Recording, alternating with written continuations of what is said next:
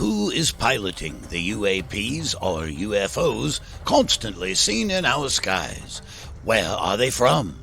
Why are they here? How long have they been here? What is their mission on planet Earth? Do they come in peace, or do they have more sinister motives? Join Mad Mark as he uncovers the answers to these questions and many more of the mysteries that puzzle us all on Who Are the Aliens? The history of the Anunnaki on planet Earth. And now, here's Mad Mark.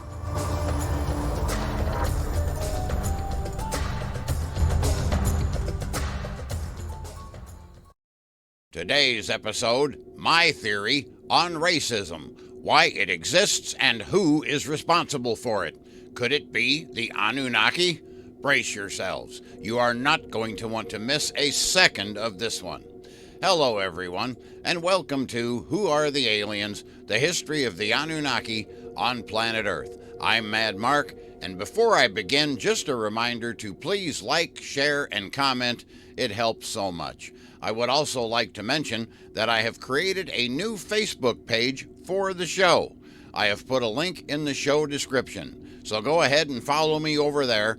I'm hoping that this will become a place where we can all gather to discuss each episode and where you can voice your comments and questions. So please go on over and check that out on Facebook. Now, originally, I had intended to begin this show by continuing our discussion from the last episode about religions, but due to the length of this episode, I have decided to pause that discussion, and we will pick it up again at the beginning of the next show.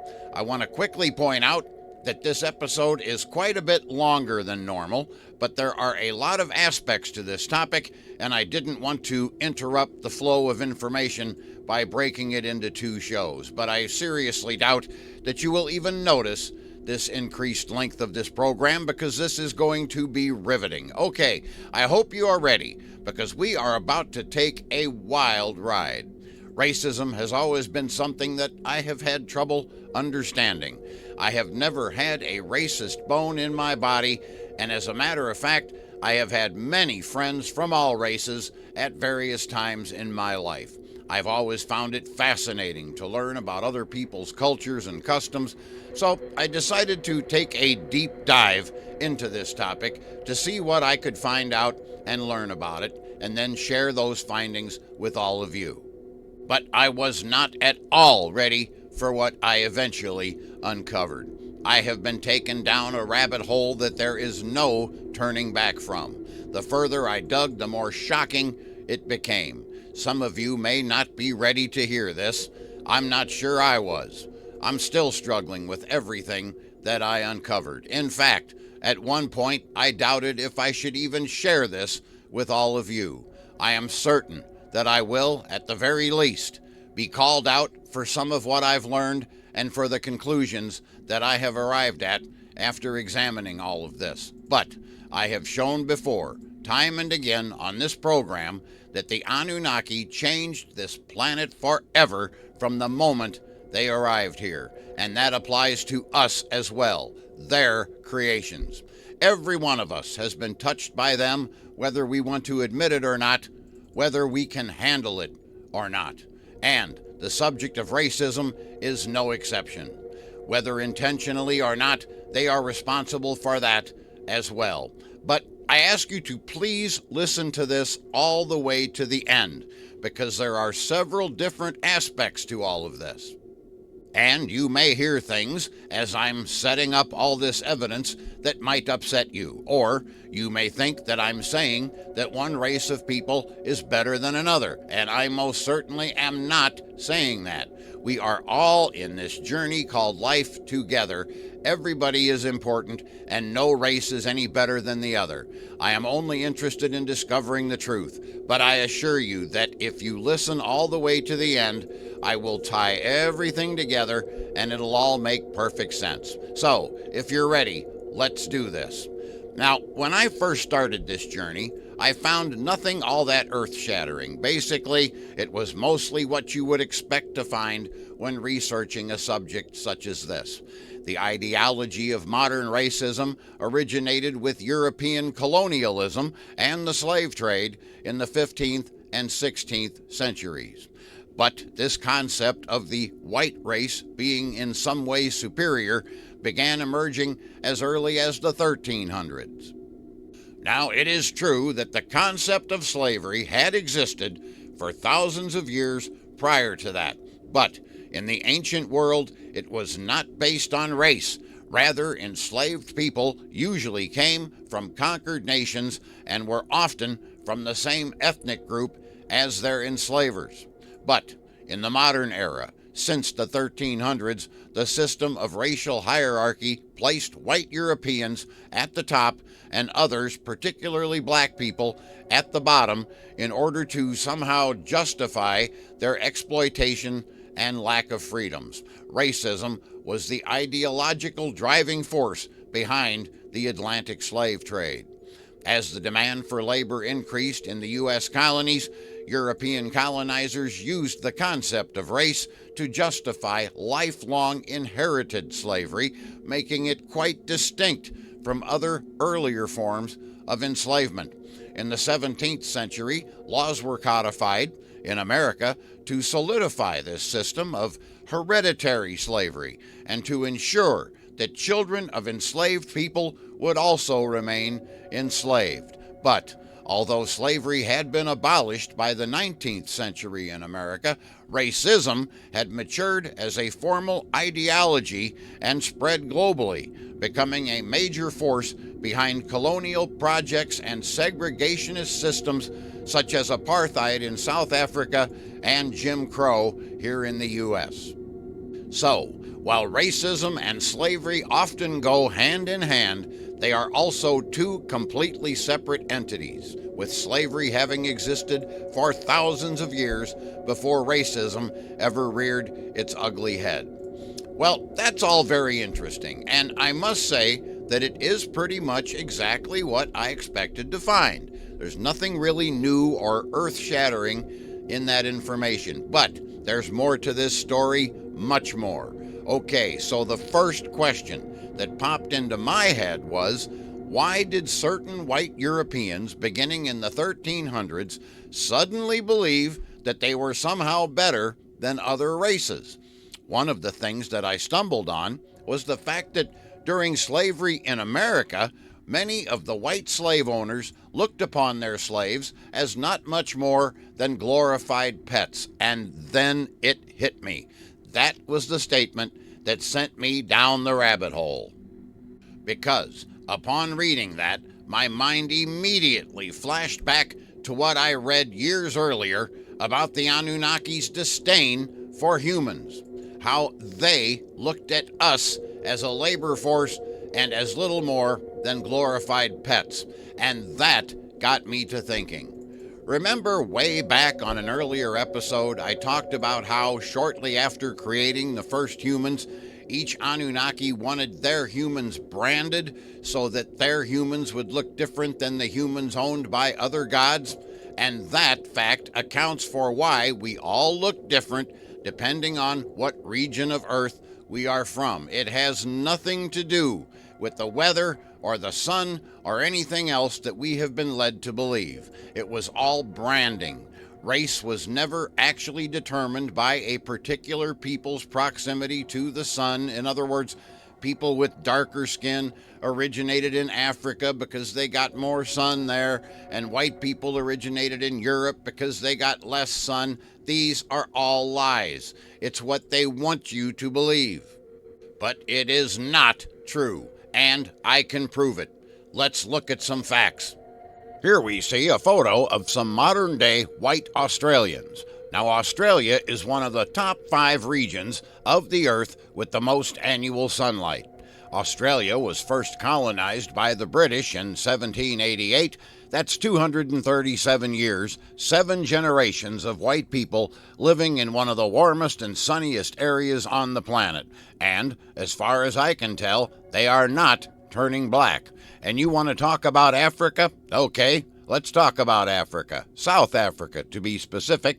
The White Dutch first colonized South Africa in the year 1652. That's 373 years ago, or 9 generations. And from this photo taken just a couple months ago of South African refugees coming to America, we can see that they too are not turning black. Now, let's examine the Inuit people, who live in some of the coldest areas on planet Earth, the Arctic regions of Greenland, Canada, Alaska, and Russia. They are obviously not black-skinned, but they are most definitely darker than Caucasians, and they live in the coldest regions on the planet. And the same thing applies to the many dark-skinned people currently residing in colder countries such as Norway, Sweden, Greenland, and Canada. They are not turning white. According to the ancient Sumerian texts, humans were created roughly 300,000 years ago. But in all of the ancient sources of information, there is never any mention of white humans. I had just assumed that white skin was simply another variant created by the Anunnaki, but I was wrong. Did you know that white people, or Caucasians, did not appear on planet Earth until somewhere between 5,000 and 6,000 years ago? And from where did they originate? In an area of Eastern Europe and Western Asia known as the Caucasus Mountains, which is where the term Caucasian comes from. And where exactly are these mountains? Only about 1,000 miles from the Anunnaki base of operations in Sumeria. Now, I've already proven on past episodes that the Anunnaki were global. They could travel anywhere on the planet that they chose to, and they did. But I find it ironic that white people on planet Earth originated roughly 1,000 miles to the north of the Anunnaki home base, about as far as Israel is to the east of Sumeria. Very interesting. So, if the Caucasian race is basically the new kids on the block as far as races are concerned, meaning that they are the youngest race of humans on Earth, where did some of them ever get the idea that they were somehow superior to the other races on the planet? After all, at one point, Europe had been inhabited by only dark-skinned people, and that was the place where racism first began in the 1300s. I'm not trying to say that skin color has nothing to do with where a species lives, but an entire species on any given planet would all have basically the same color skin, and that would be determined by the conditions on said planet at the time that species was in development. I guess basically what I'm trying to say here is that white-skinned people like myself should not exist on this planet. There, I said it. It's all out in the open now. And if you are a white person watching this, you're undoubtedly a little ticked off right now, and I don't blame you. I was when I first stumbled on this information. But please hang around and allow me to explain and present my evidence on how I reached this conclusion. The first thing I did was to present a hypothetical question to AI, and that question was, if there were human beings on every planet in our solar system, what would the skin color of each planet's inhabitants be? And the answer given was that the inhabitants of the first 3 planets closest to the sun would be dark-skinned. In case you didn't know, Earth is the 3rd planet from the sun. It then went on to say that the further out you go from there, the lighter the skin color would be. And the planets that are furthest from the sun, beginning with Saturn, would be predominantly white-skinned. And by the time you reached Pluto, the skin of these beings would be so light that they would almost seem to be opaque. So here on Earth, the people should be predominantly black or various shades of brown skin. And that makes perfect sense, because if you look at Homo erectus, the beings that were on Earth at the time the Anunnaki first arrived here, the species that were used to create us, they were a dark-skinned global species. They existed basically everywhere on the planet, and they were all dark-skinned. There were no white-skinned Homo erectus, even in the coldest regions of Earth at that time. So white skin is not native to our planet.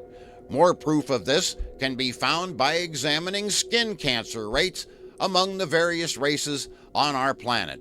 The main cause of skin cancer, or melanoma to use the medical terminology, is direct exposure to ultraviolet radiation from the sun.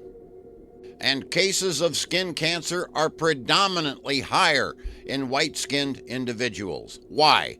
Because they don't have the required amount of melanin to properly protect them from the sun's radiation. It seems odd to me that this would be the case if white people were native to this planet. Now, let's look at something as simple as sunburn. Once again, the research indicates that the rate of sunburn in white-skinned individuals is far greater than it is for dark-skinned people. How would a race of people have ever developed naturally on a planet where their own skin can't protect them properly from their own sun's radiation? So how do we account for the fact that white-skinned people are here on a planet where they should not exist? And once again, it all leads us back to the Anunnaki. Now, I have seen a few videos on TikTok where the Anunnaki are portrayed as being black or dark-skinned. Now, personally, I wouldn't care. As I've said before, I try to love everybody. Skin color is unimportant to me, and I certainly hope that I do not offend any of my black brothers and sisters out there, but the fact of the matter is the Anunnaki are white. In fact, they are very white, and I have some facts to back up this statement. I'll begin with the lesser facts and then move on up to the biggest ones. First of all, we have this. Here I have some artwork I found online depicting the various Anunnaki gods. As you can see, they are portrayed here as being white. Now, as I said, this is weak evidence. I'm not even sure who drew this, but I suggest that they were even whiter than shown here. I believe that they were very white. Then we have this photo. This one shows an ancient carving of one of the Anunnaki. Since it is in stone, it's hard to say for sure what color his skin was, but he sure looks white to me. And on the right side, we see an artist's rendering of Gilgamesh. He was, of course, the result of coitus between an Anunnaki and a human, which would explain his dark beard, but again, he is depicted as white-skinned. And now, on to some stronger evidence. How about Montezuma, the Aztec king who in 1519 mistook Hernan Cortez as his returning god Quetzalcoatl, who was, of course, the Anunnaki known as Thoth. This tragic mistake was made because Cortez had lighter skin and, according to the ancient texts of his people, Quetzalcoatl was a light-skinned, bearded deity. Then there's this. Remember back on episode 5 or 6 when I was talking about when the Anunnaki created humans as their labor force, and they had a nickname for this new creation. Do you remember that? They not only called the first humans the dark-headed ones, but they continued to refer to them as that for many years to come. Now, logically speaking, if the Anunnaki were black and they created a race of black slaves, do you really think that they would refer to them as the dark-headed ones? That seems a bit ridiculous, don't you think? And the final bit of evidence I wish to present goes all the way back to what I said earlier in the show about the hypothetical question that I asked AI. If there were humans on every planet in our solar system, what color would each planet's humans be? Remember that? And it's said that the outer planets, like Pluto and Uranus, the ones furthest from the sun, would have such light skin that it would appear to be almost opaque. Now imagine this scenario. You have beings on a planet, let's call it Nibiru, that takes 3,600 years to make one orbit of our sun. And only 1 year of that time does it come into the heart of our solar system and spend any time at all anywhere near the sun. That's 3,599 years at a time, with very little sunlight at all, if any. If beings on Uranus and Pluto would have opaque skin from lack of sunlight, what color do you imagine that these beings would be? There, you see? You've just answered the question for yourself. The Anunnaki are extremely white, and I'll tell you something else. I hear researchers all the time talking about those little handbags or purses that the Anunnaki always seem to be carrying with them in most of their depictions. Until the past few months of gathering information for this episode, I always concluded that those bags carried the Mies, or the ancient wisdom, and those may be part of the contents of the purses. But remember, these Anunnaki were definitely not used to the daily radiation, brightness, and heat of being on a planet this close to the sun, especially when they were outside. And also, considering the areas of Earth that they frequented the most often, Mesopotamia, Africa, South America, these purses would have almost assuredly contained the many ointments and oils that they would have had to constantly apply to their skin to prevent them from being burnt to a crisp. And there's one more thing that I would like to mention. On the topic of alien interaction, we have all heard the stories of people claiming to have been abducted by Nordic-looking aliens. Alleged abductees describe these Nordic aliens as being somewhat taller than the average human, standing roughly 6 to 7 feet tall, and showing stereotypically European or white features such as long straight blonde hair, blue eyes, and very fair skin. If you've ever been abducted by one of these beings, congratulations, you've had direct contact with the Anunnaki. And, oddly enough, this brings us to World War II, the Nazis, and Adolf Hitler. If you remember your history lessons at all, you will remember that Hitler was obsessed with researching the Aryan race. At a time when he probably should have been giving 100% of his attention to the war effort, he was constantly distracted by his beliefs that the Aryan race was superior. And this is where it gets really interesting. Hitler sent people all over the Middle East in his efforts to prove that not only was the Aryan race somehow superior, but that they had originated in either ancient Sumeria, Egypt, or both.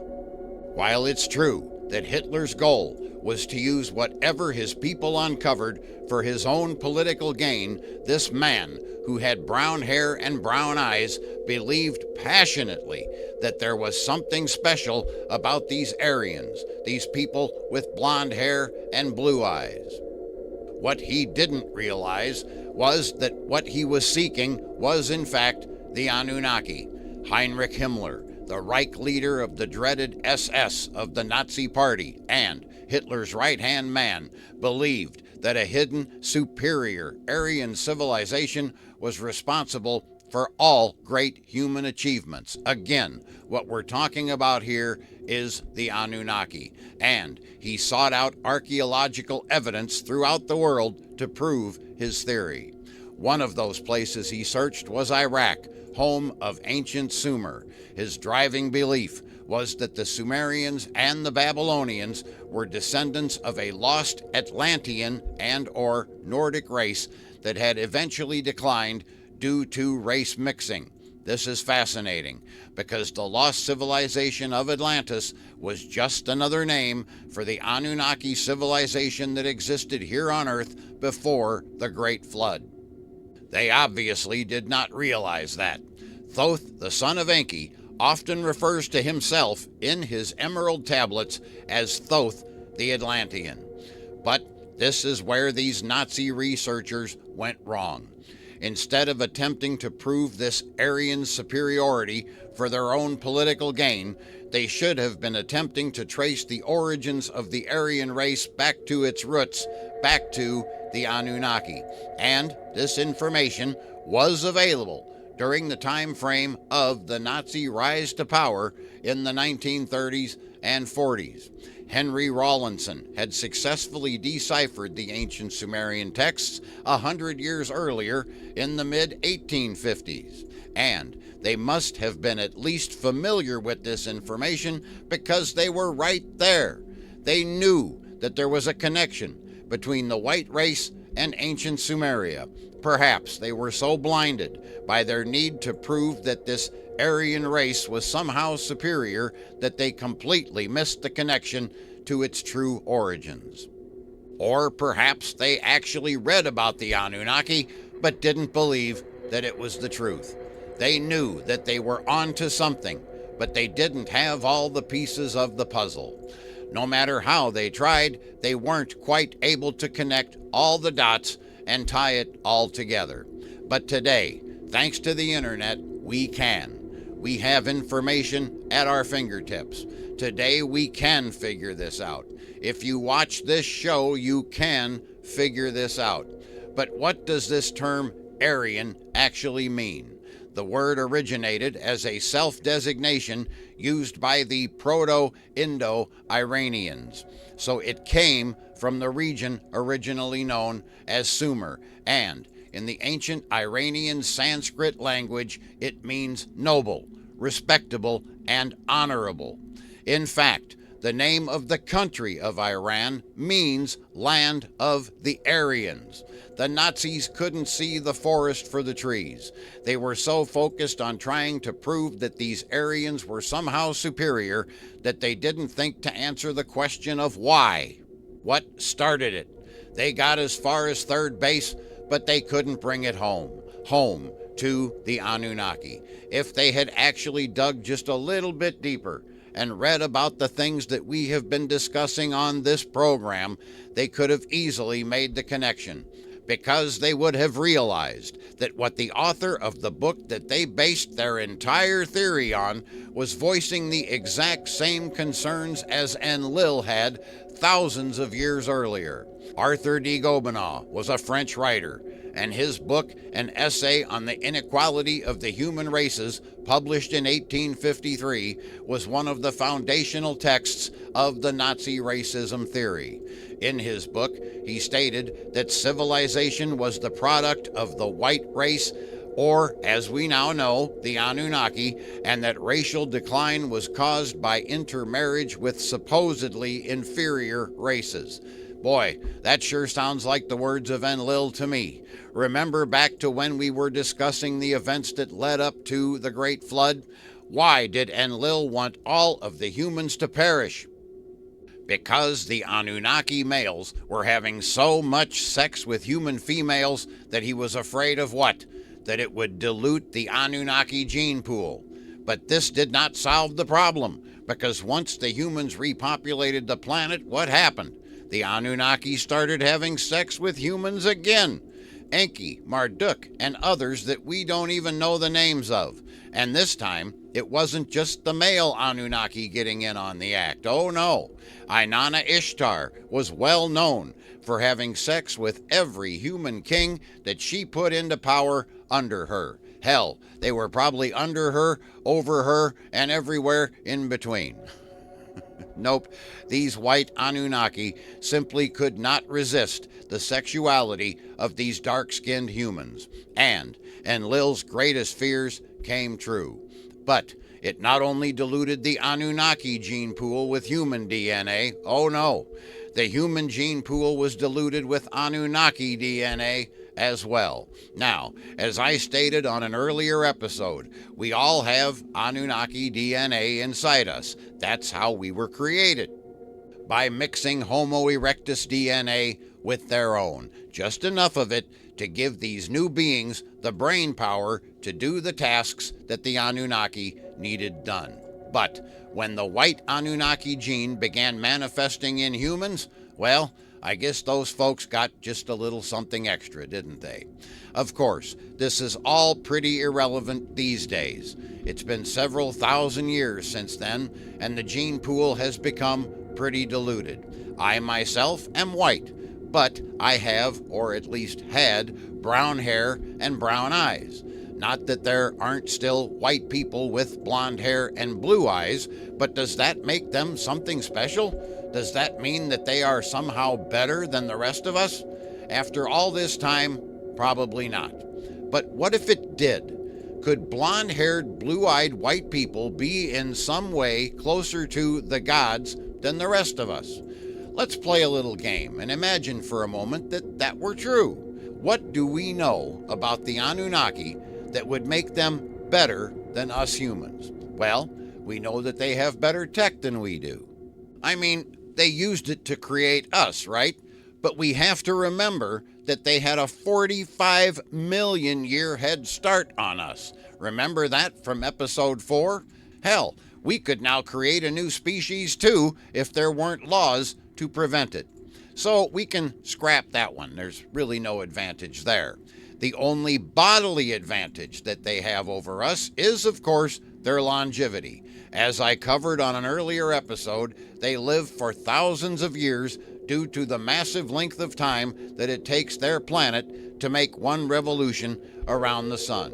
But as far as I can tell, that trait has not been passed on to any humans. Most people don't make it to 90 years old. So I don't think the Aryans inherited the longevity gene either. So what about their behaviors, their principles? Are they morally better than we are? What instrument can we use to determine that? We can't use the 10 Commandments because those were written by Marduk, and he obviously subscribed to the school of do as I say, not as I do, because he's damn near broken all of them. So the only other unit of measurement that I can think of to compare the morality of humans versus Anunnaki are the 7 deadly sins. Let's examine that method for comparison, shall we? Now, according to the Roman Catholic Church, these are the 7 vices that give rise to other sins and further immoral behavior. We've all fallen victim to one or more of these in our lives. I myself can recall times where I suffered from 3 of them. But if, as I have proven today, white people, and particularly the blonde-haired, blue-eyed Aryan race, are indeed direct descendants of the Anunnaki, does that mean that they are somehow superior to the rest of humanity? Are the Anunnaki morally superior to humans? Are these beings who came to Earth, created us, and then posed as gods really all that holy? Because one would certainly assume that any being posing as a god would show some signs of lofty behavior, correct? Okay, the number 1 deadly sin is pride. Did the Anunnaki ever display signs of pridefulness? I have one word for you, Marduk. If any being on this planet ever showed signs of pridefulness, it was him, the deity that all of the Abrahamic faiths are based on. In fact, I think that if you look up the word pride in the dictionary, you'll find a photo of Marduk. Okay, deadly sin number 2 is greed. Have the Anunnaki ever shown signs of that? Again, Marduk comes to mind. His unending quest to be the one true god of planet Earth was actually quite greedy. But he wasn't the only Anunnaki that was guilty of this. Enki, Enlil, and just about every member of the Pantheon of 12 who ever started one of the ancient wars on this planet did so because they coveted something that another member of the group either owned or controlled. So yes, the majority of them were guilty of greed. Number 3 is lust. Oh boy, do the Anunnaki ever have a problem with that one? Many of them could not resist having sex with humans, many times with multiple partners. Even the female Inanna Ishtar was guilty of this one. Yes, I think it is safe to say that the Anunnaki are lustful beings. Wow, they're not faring very well in our little test here so far, are they? Okay, sin number 4, envy. Well, that's pretty much the same as greed, wanting something that somebody else possesses. Yes, many of the Anunnaki are guilty of envy. At position number 5 in our countdown is wrath. Did any of these gods ever suffer from this deadly sin? Why, yes, indeed they did. Marduk again comes to mind. In his quest for world domination, he pretty much cut down anybody who stood in his way like dogs in the street. But I think the Anunnaki who holds this title would have to be Enlil. Just look at all the original Anunnaki stories from the early days, before Marduk's rise to power. Enlil was constantly wrathful with Enki every time his brother attempted to help the humans. Enlil was wrathful when he allowed the humans to be wiped out in the Great Flood. Enlil was again wrathful when he confused our languages after the Tower of Babel incident. Yes, if any Anunnaki is guilty of wrathful behavior, it would have to be Enlil. Now, these last two are a little bit tougher. We have gluttony and sloth.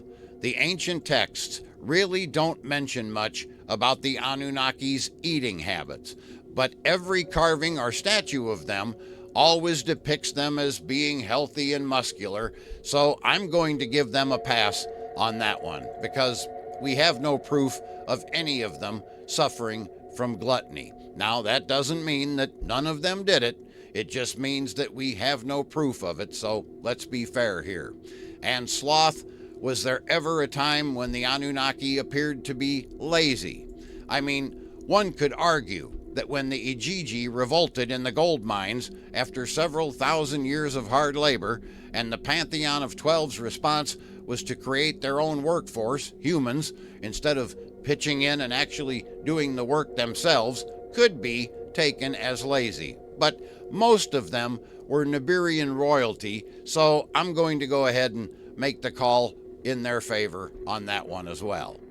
Overall, I would have to say that the Anunnaki did not really show any signs of sloth. But even giving them the benefit of the doubt on those last two sins, that is still a score of 5 deadly sins out of 7. Any educator would back me when I say that I would have to fail the Anunnaki at this point. Don't you agree? One point that I would like to make here, before I pass sentence, is that there was one Anunnaki whom I don't believe ever showed any signs of these sins, that being Thoth. In fact, if I had to hold up any of these Anunnaki ancient astronauts as actually behaving in a godly fashion day in and day out, it would be him. As far as I can tell, he always tried to do the right thing and always displayed love and compassion. So he gets a hard pass here. Yes, I am also a fan of Enki and Inanna Ishtar, but unfortunately, they both showed signs of suffering from one or more of these sins at various points in time, so they will have to face sentence along with all the rest. So the findings of this court are as follows. While the Anunnaki do possess far greater technology than we humans may ever hope to have, and while they certainly do live much longer lifespans than we do, I see absolutely zero evidence that they as a species possess any greater honesty, integrity, compassion, empathy, or morality than we humans do. And as such, I find them guilty of fraud in posing as gods on this planet. They may have created us, and as I've shown today, they may even be the true origin of white-skinned humans on our planet. But as living, breathing beings, they are no better than we are, certainly not superior. And who knows, if life here on Earth had been given the 45 million year head start that Nibiru received, perhaps we would have done a better job of things. This court stands adjourned. So what does all of this have to do with racism? Just in case you haven't figured it out yet, please allow me to tie it all together for you. It involves a little thing called behavioral genetics. We've all either had this happen to us or we know someone who has. You're at a large family gathering. It could be Christmas, Thanksgiving, a family reunion, any situation where a huge group of family members consisting of many generations is present. One of the younger people will absent-mindedly do something out of habit without even thinking about it. Any little thing that people do. It could be picking your fingers or biting your nails or even tugging on your earlobe, and suddenly one of the older people will excitedly point at you and exclaim, "Look what so and so, whatever your name is doing. Uncle Bill or Aunt Betsy, whoever, used to do that exact same thing." Now, you might never have even known this aunt or uncle. They may have died before you were even born. But here you are, all these years later, displaying the same behavioral trait as this deceased relative that you never even knew. That is what is known as behavioral genetics. In my case, it was slopping my slippers. My grandfather, who I loved very much, used to have this habit of slopping his slippers. He liked to wear slippers that were open-heeled, and when he walked, he sort of shuffled his feet, and the heels of his slippers would make a sort of slop-pop sound. It used to drive my grandmother crazy. In fact, on her deathbed, she even commented to my mother that, well, at least I won't have to hear Grandpa's slopping slippers anymore. Years later, when I was in my 40s, without even thinking about it, I began absent-mindedly squishing down the backs of my slippers with my heels, which effectively turned them into heelless slippers, and I would shuffle and slop around the house just like my grandfather had done so long ago. I didn't even realize I was doing it, and this went on for years, until one day, as I was slopping down the hallway, I must have been thinking about Grandpa, because that's when it hit me. I'm walking exactly how Grandpa used to. I quickly corrected the situation, and I've never done it since. But that is a perfect example of behavioral genetics. Performing some action, the exact same action as someone you are distantly related to did years before, absent-mindedly, without even thinking about it. It just happens. And the same thing can apply to our thoughts. Science tells us that genes can influence a person's predisposition toward certain traits and behaviors that may make them more or less likely to adopt particular beliefs. Genes can influence personality traits, temperament, intelligence, and mental health, all of which form a framework for how individuals might respond in any given situation. So, while racism can and has been influenced by environment, in other words, if a person is raised by racist parents, they have a much greater chance of becoming a racist themselves, it can also be caused by behavioral genetics. And I believe that that is the reason racism first began showing up way back in the 1300s. So let's recap everything that we've learned today and bring this all together. So, 450,000 years ago, the white-skinned, blue-eyed, and blonde-haired Anunnaki arrived on planet Earth to mine gold to save their planet's atmosphere. But after thousands of years in the mines, the working class revolted, leaving the Council of 12 little choice but to create their own slave labor force. They did so by combining their DNA with the Homo erectus, which was the dark-skinned hominid on Earth at that time. If you're interested in the deeper details of any of this, please check out my earlier episodes. But to make a long story short, over time, the Anunnaki began having sexual relations with the slaves that they had created. Even the Great Flood could not prevent this from happening, because as soon as civilization was restored afterwards, the sexual relations between masters and slaves began yet again.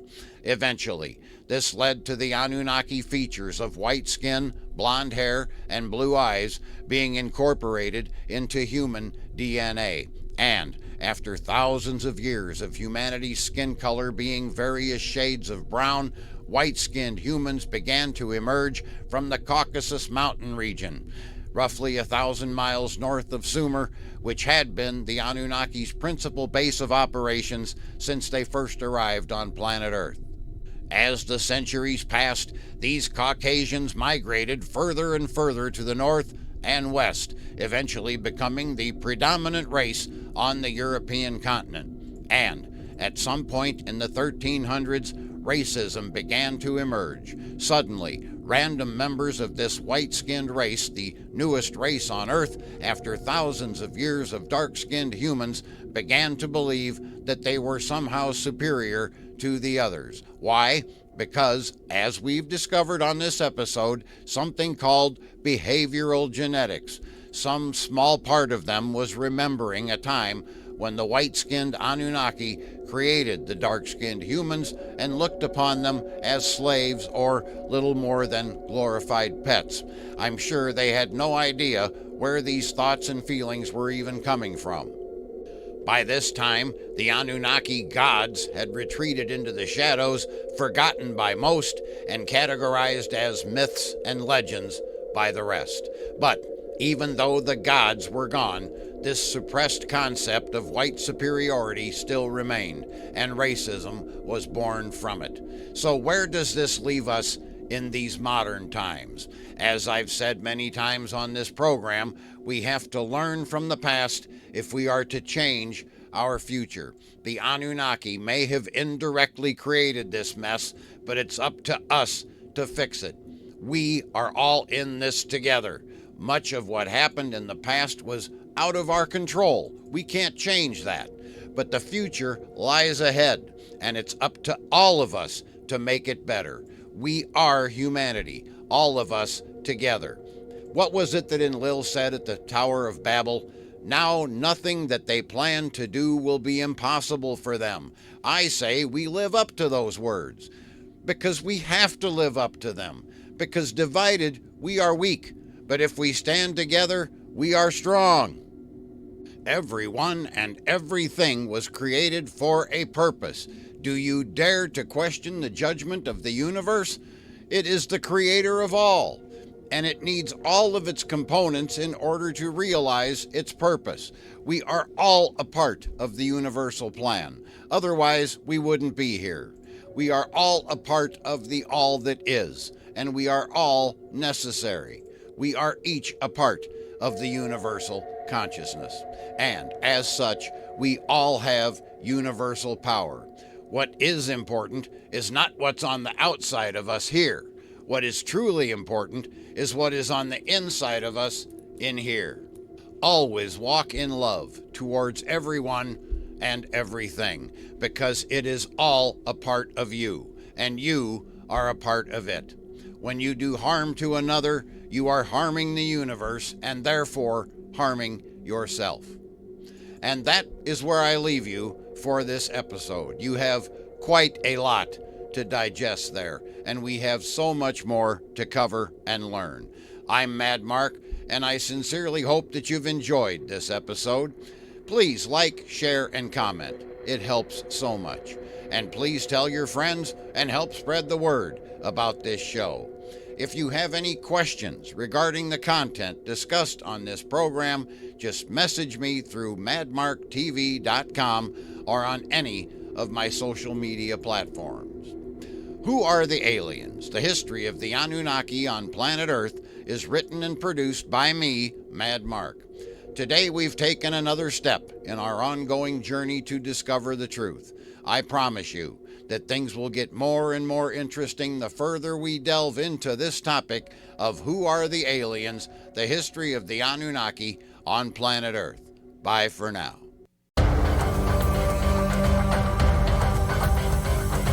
You've been listening to Who Are the Aliens? The History of the Anunnaki on Planet Earth with your host, Mad Mark.